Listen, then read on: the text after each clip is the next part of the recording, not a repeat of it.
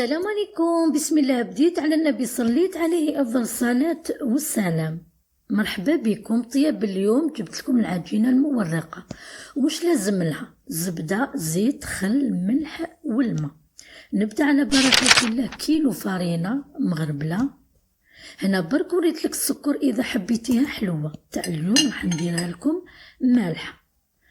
درت فنجان زيت اليوم 5 مغارف، ونص فنجان خل، 2 مغارف، ومغرف صغيرة ملح. بسستها ودرت ماء بارد. ديريه بارد بزاف خير باش تجيك العجينة مزيرة وتعاونك في التكسان. هذا الكيلو تاع الفارينة ندير نص تاعو زبدة 500 غرام، والنص الماء 500 مليلتر. نعطيتك مقادير مضبوطة تجيك ناجحة وهايلة. تحبي تزيدي في المقادير، تحبي تنقصي. هنا دلكتها شويه باش يتنحى لها هذاك التفزار. بالكف تاع اليد دلكيها شويه كيما ولفتكم العجين قد ما تريحيه يساعدك في التكسان. هنا رشيتها ودرت العجينه نكسلها. الله يبارك وربي يحفظهم دراري صغار. اذا شوفوا هذيك العجينه لازم يدوا شويه ويلعبوا بها. صح هذيك هي حلاوتها. شكون اللي كانت تشفع على روحها كي كانت تلعب بالعجينه؟ اكتبوا لي في التعليقات واش رايكم في العجينه المورقه، وشكون اللي لعبت بالعجينه. يعني فكرتكم في صغركم. هنا كسلت العجينه على مره على شكل كاري. بديت نسكرفج في الفارينه. هنا لا بدات تلصق لكم في السكرفاج، ديريها في المايزينا باش تساعدك وتخرج لك على مره. مشيها كامل ساير داير حتى تتغطى. هنا وين تشوفيها ماهيش مغطيه غطيها باش يجوك كيف كيف. هاد العجينه ساهله واعره في الصيف، واعره بزاف. العجينه تكون طريه والزبده تذوب. نديرو فريجيدير ونعاودو نخرجو. تغلبنا شويه بصح في الشتا والبرد تجي ساهله وتكمليها ليه. هاد العجينه المورقه فيها انواع بزاف كيفاش تكسليها. اليوم خيرت لكم النوع السهل.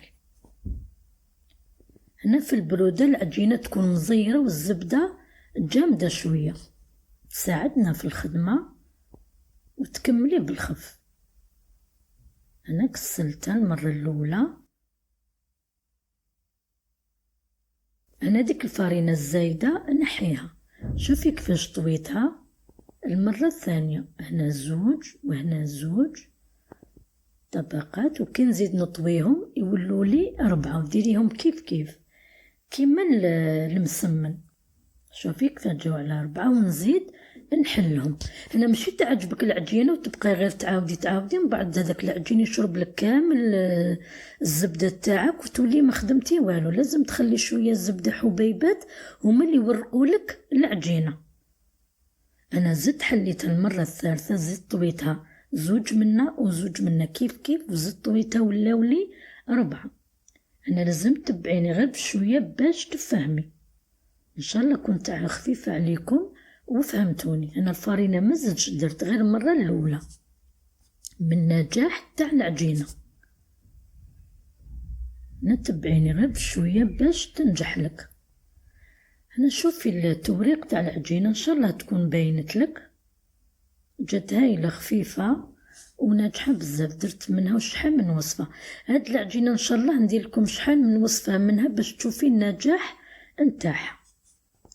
جات هايله وخفيفه وان شاء الله تسيوها في هذا رمضان. نقول لكم كل عام نتوما بخير، تصوموا بالصحه والهنا. ان شاء الله تنجح لك وتعجبك. انا بالعاني خليت هذوك الحبيبات تاع الزبده باش تشوفيهم، هما اللي ورقونا العجينه. على هذه قلت لك ما تبقايش غير تطوي وتكسلي وتعاودي. هنا نوري لك كيفاش تخبيهم باش كي تجي تخدمي يكونوا لك ساهلين وواجدين. لا مشي تحرحلي كوزينتك رايحه جايه لاصوص منا والعجينه منا، تجبديها من قبل كسليها برك وجدي غير لاصوص اللي راح ديريه والشكل اللي حبيتيه. انا نحب نسهل عليكم هاد التدابير يجوكم واجدين ساهلين ماهلين.